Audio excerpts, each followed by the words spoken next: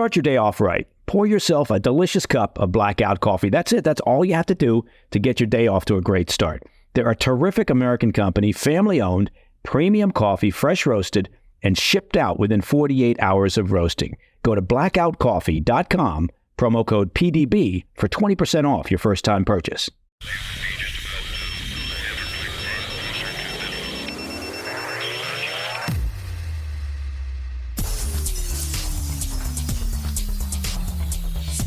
It's Monday, 29 July. Welcome to the PDB Afternoon Bulletin. I'm Mike Baker, your eyes and ears on the world stage. Let's get briefed. First, in a controversial presidential election suspected to be rife with fraud, and by that, I mean, of course there was fraud involved, Venezuelan dictator Nicolás Maduro claimed victory, well, would you look at that, over the opposition, despite exit polling suggesting that Maduro lost by as many as 4.5 million votes. Yeah, but who's counting? Well, apparently Maduro is. Also, Israel has vowed retaliation in the wake of the deadly Hezbollah rocket strike over the weekend that killed at least 12 children and teens at a soccer field in the Golan Heights. We'll have the latest on the deliberations of Israel's security cabinet as international concerns mount about a wider regional war. But first, our afternoon spotlight. Venezuelan voters, hoping for a transformative election away from the nation's corrupt legacy of brutal dictators, well, they were dealt a blow over the weekend as the ruling party somehow, how did they do it, clung to power in a highly controversial presidential election.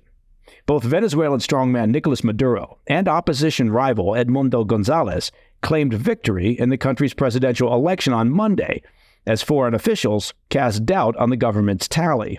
Officially, the National Electoral Authority announced just after midnight that Maduro had won a third term with 51% of the vote, claiming González only netted 44%, according to a report from Reuters.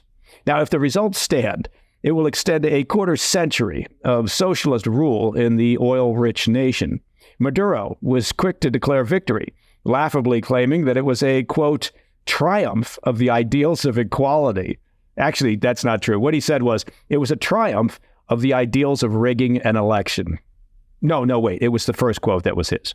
Widespread fraud is suspected, really, as exit polling predicated a landslide victory for the opposition. And would you look at that? The old switcheroo happened. We should also note that while the National Electoral Authority claims independence, it has long faced criticism for acting as an arm of the Maduro regime. Opposition leader Maria Corina Machado, who herself had been barred from seeking office, said González won 70% of the vote. Now, exit polling released by Edison Research, which conducts election polling in the U.S. and other countries, said González, the opposition, captured 65% of the vote, while Maduro only managed 31%. The head of Edison Research said his firm stands by their results, telling Reuters that, quote, the official results, meaning the government results, are silly. Really? That's how you describe massive vote fraud done to keep a hardline socialist dictator in power? You use the word silly? The opposition also has access to what's called a quick count, which is a tabulation of large samples from voting stations that is considered highly accurate. Now, this analysis showed that González, the opposition, received some 8.5 million votes, and that's roughly 4.5 million more than Maduro, according to a report from the Wall Street Journal.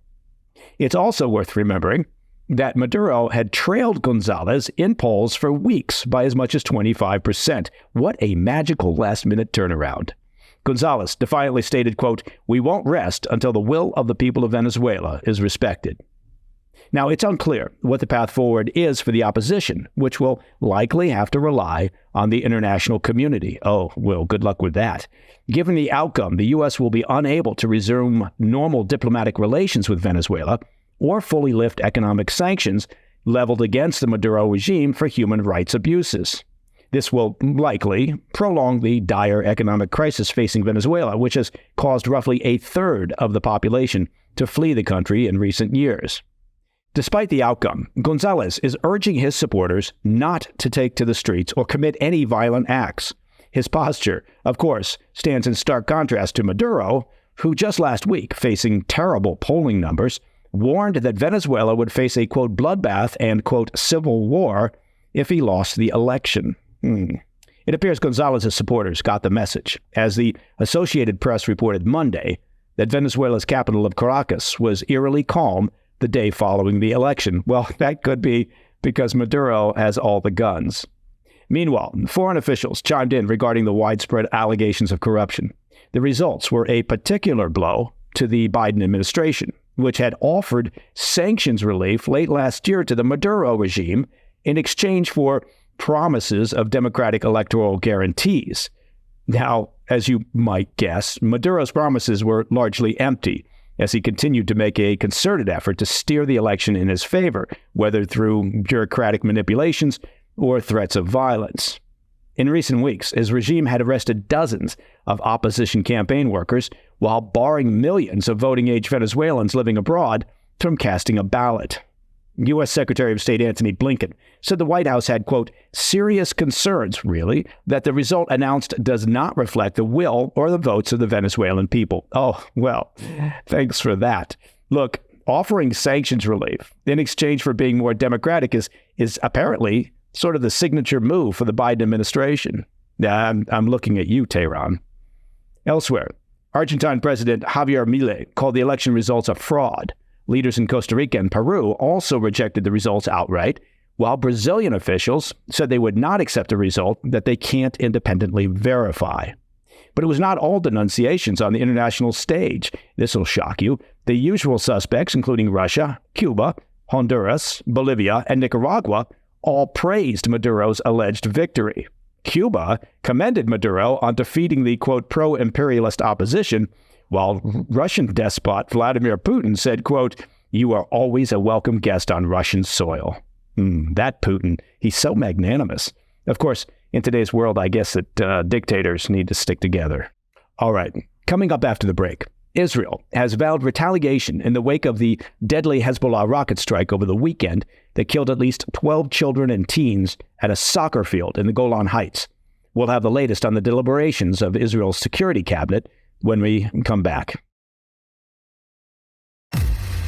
Welcome back to the Afternoon Bulletin.